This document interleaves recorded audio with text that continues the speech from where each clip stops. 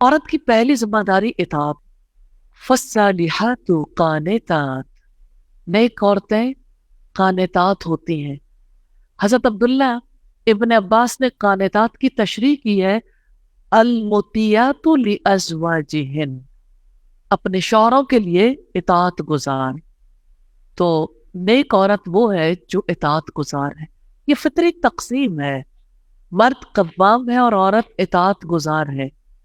کیسے ہو سکتا ہے کہ اگر کوئی کسی ادارے کا نگران ہو یا حکومتی ریاستی معاملات کا نگران ہو اور رعایا اس کے ساتھ تعاون نہ کرے تو وہ اپنی یا اس کے سب آرڈینیٹ اس کے ساتھ تعاون نہ کریں تو وہ ان کے معاملات کو اچھے طریقے سے چلا سکیں؟ ایسا تو ممکن نہیں ہے.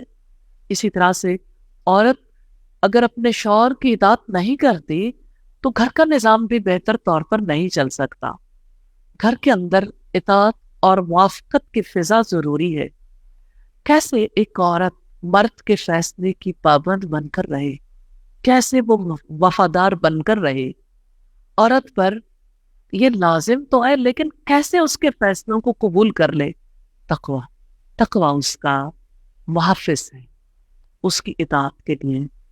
اللہ تعالیٰ سے ثواب کی امید رکھیں. وہ مرد کی طرف کیوں دیکھتی ہے کہ اس کے بدلے میں مرد میرے ساتھ یوں کرے؟ وہ اللہ تعالیٰ سے ثواب کی امید رکھے، اللہ تعالیٰ کے عذاب کے خوف سے ڈرے کہ اگر میں نے نافرمانی کی تو اللہ تعالیٰ مجھے پکڑ لیں گے، اس کا عذاب مجھے پکڑ لے گا.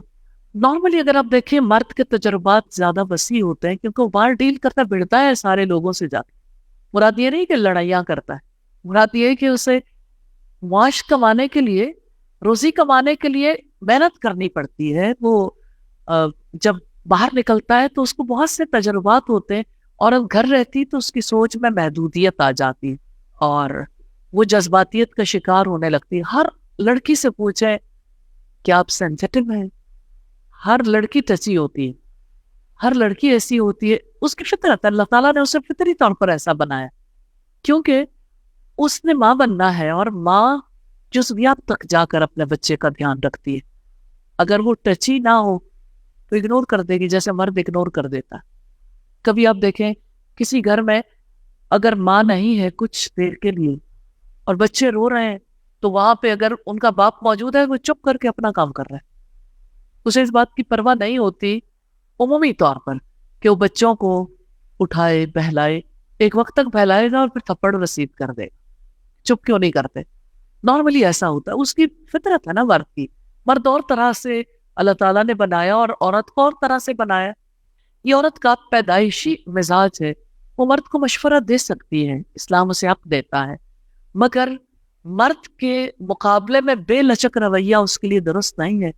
اس کے رویے میں لچک ہونی چاہیے اور لچک رکھے گی تو اطاعت کرے گی نا، اور تقوی والی ہوگی تو اطاعت کرے گی. اطاعت کرنے کا یہ مطلب نہیں ہے کہ اب وہ پریشرائز ہو کے رہے.